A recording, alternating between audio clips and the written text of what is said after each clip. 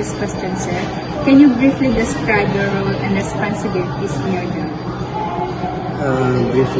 Briefly talaga. My responsibility. Well, as a DI, I don't just develop the skills of someone, but I always believe that the most valuable things that I need to develop as a dance choreographer is the discipline. Because in every success, discipline is really the backbone. Because yung skills, dali lang yung ituloy. But discipline is very important. Because if someone will definitely have that one, madali lang yung ituloy.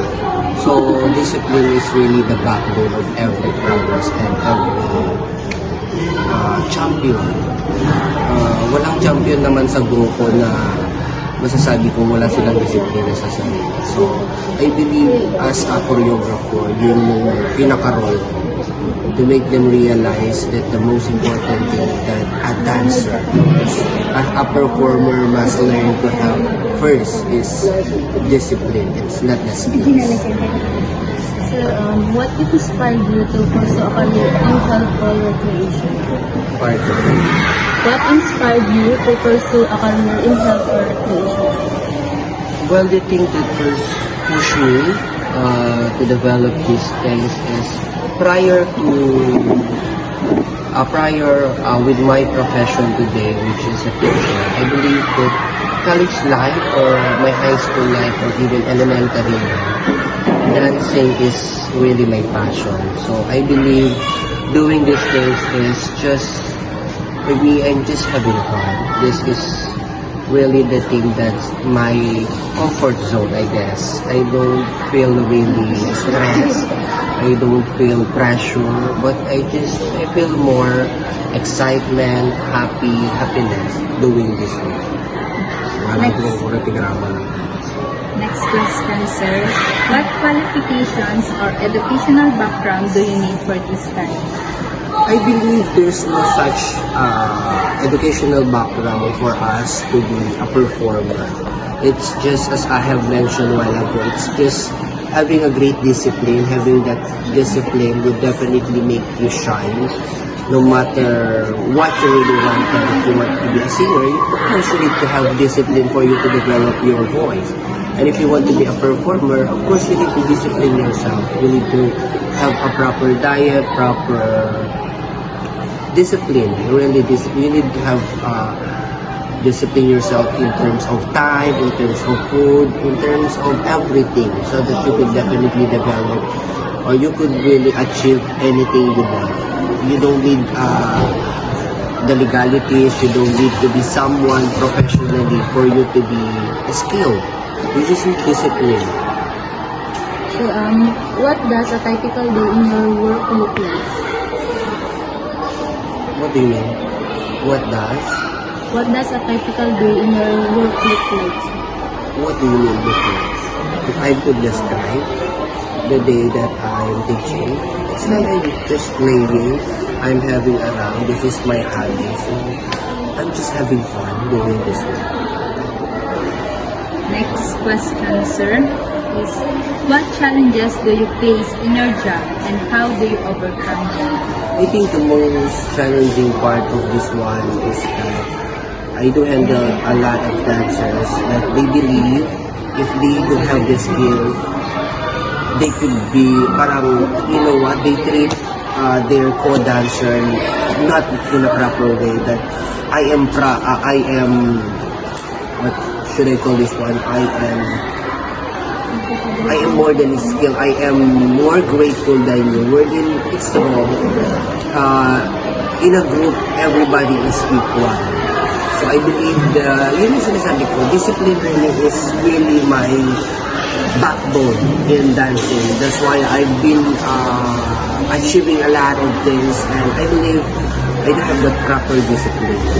That is the main challenge that I faced throughout my journey as a dancer and as a diva. Yung makakilala ka talaga ng dancer na akala nila siya ang pinakamagaling.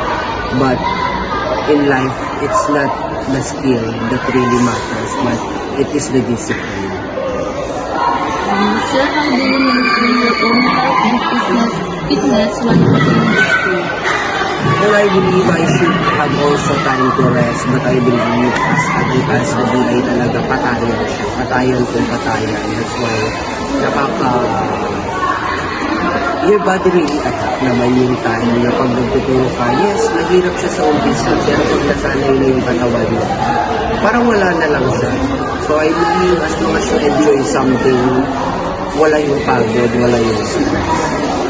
Next, sir, what skills are most important for success in your profession?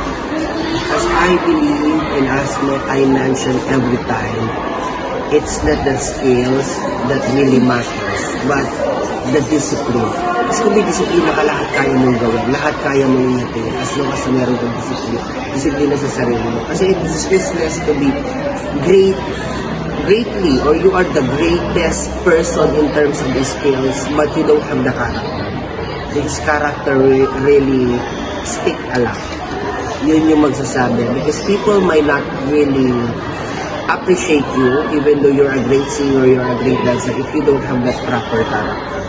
But if you have that proper character, you could definitely develop the skills, and you could be really shine throughout your journey because you have the character, you have a good heart.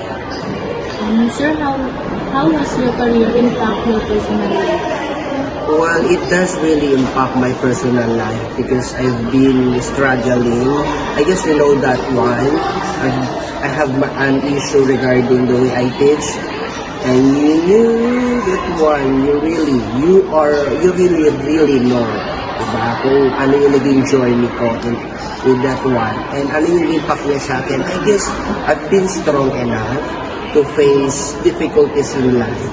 Because I believe as long as your heart is pure, there's no certain amount of words that could definitely destroy you.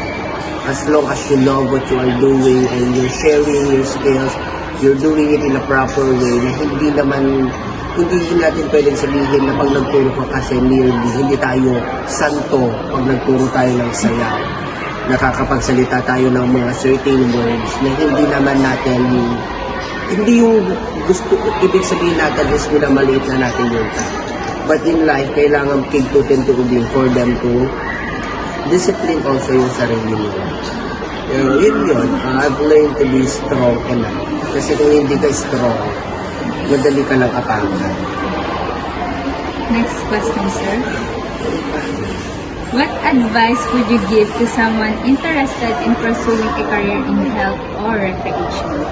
I believe you need to be strong because especially today, marami nang nagkalat na magagaling magturo ng sayaw. Meron na rin tayong tinatawag na bagsak presyo. But I guess in life, make your work worthy enough, meaning hindi man ganoon kataas ang bayad mo, but make it sure na kung ano yung tinuturo mo kasi yun yung mukha mo. Make every piece na tinuturo mo is somehow, somewhere, napapalakpakan ng tao. It's not about winning always, but it's all about how great kung ano yung tinuro mo. And at the end of the day, as I believe as a choreographer, it's not really the choreography that really matters, but the discipline that you will definitely give to those dancers na ako. Last question, sir. What trends or changes have you noticed in your field over the past year? What trends or changes What trends? have you noticed in your field over the past few years? I guess dance has really evolved from very basic steps. Ngayon, may mga nagliliparan na, meron ng mga nag-forward roll. Hindi na lang siya basta nag-i-split, hindi na lang basta kumpas sa kamay. Really, our world really evolved. So definitely, dances do evolve also. And as a choreographer, we need to evolve also. Hindi pwedeng kung ano yung sayaw noong 1919 Kopeng, yun pa rin yung tinuturo natin. We need to be more flexible as a choreographer. Kasi kung hindi tayo sasabay sa panahon, mapag-iwanan tayo. Pag nagpag-iwanan tayo, parang walang ganyan bakal. Mga ngalawang ang ating sayaw at hindi na tayo makikita.